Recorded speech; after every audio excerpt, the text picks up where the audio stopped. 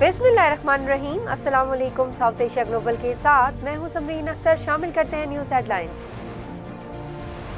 पाकिस्तान और आलमी मालियाती fund IMF के दरमियान $7 अरब के बेल आउट पैकेज की अगली किस्त के लिए इक्तिसादी जायजा मुज़ाकरात 3 मार्च से शुरू होने का इम्कान है। IMF के इक्तिसादी मिशन का 3 मार्च को 2 हफ्तों का दौरा पाकिस्तान मुतवक्के है।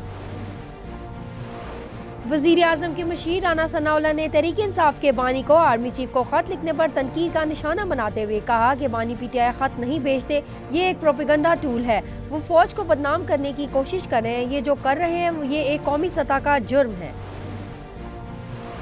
मशीर वज़ारत कानून और इंसाफ बैरिस्टर अकील मलिक ने कहा है कि 26वीं आईनी तरमीम के तहत जजेस की तादाद बढ़ाई जाए ताकि आवाम को इंसाफ मिले। आज खाली असामियों पर 6 जजेस की तकर्री खुश आइंद है। तमाम तकर्रियाँ आइन और कानून के तहत की गई हैं। लिबिया कश्ती हादसे के 16 से 7 जांबाग अफराद की तस्दीक हो गई। हादसे में जांबाग होने वालों का ताल्लुक पाकिस्तान के सूबा खैबर पख्तूनख्वा से है। IMF के मुताबिक 6 अफराद जिला कुरम और 1 का ताल्लुक बाजोड़ से है। इलेक्शन कमीशन में PTI इंट्रा पार्टी इंतखाबात केस की समाअत 4 मार्च तक मुलतवी कर दी गई। Chief election commissioner Sikandar Sultan Raja ने हिदायत की कि फरकीन केस की कॉपी लेकर आए ताकि आइंदा समाअत पर कोई ताखीर ना हो। इस्लामाबाद हाई कोर्ट ने पीका तरमीमी कानून पर अमल दरामद रोकने की सदा मंजूर नहीं की। पीका के खिलाफ दरखास्तों पर मामलन के लिए अटॉर्नी जनरल को नोटिस जारी करके समाअत गैर महीना मुद्दत तक मुलतवी कर दी गई। SCO की जानिब से गिलगित बल्तिस्तान में IT के शोबे के फरोग के लिए एक और फ्रीलांसिंग हब कायम कर दिया गया। SCO ने जिला सकर्दू की तहसील रोंद के 2 अफ्तादा इलाके में नौजवान बच्चों और बच्चियों के लिए जदीद तरीन सहूलियात से लेस फ्रीलांसिंग हब कायम कर दिया। बेलारूस की तैयार करदा एंटी दवाओं को पाकिस्तान में रजिस्टर करवाने पर इत्तफाक कर लिया गया। पाकिस्तान और बेलारूस के दरमियान लेबर माइग्रेशन से मुतालिक मुफाहमती यादाश्त पर दस्तखत भी जल्द होंगे।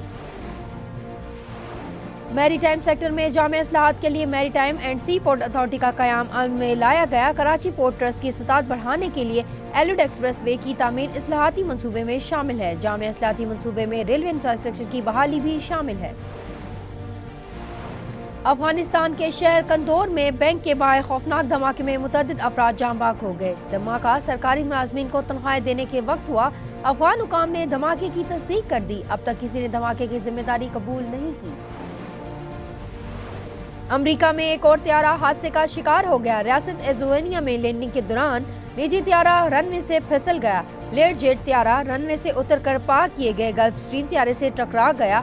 हादसे में एक शख्स हलाक और 4 जख्मी हो गए। दोनों त्यारों को भी नुकसान पहुंचा। हुकाम हादसे की वजह जानने के लिए तहकीकात कर रहे हैं।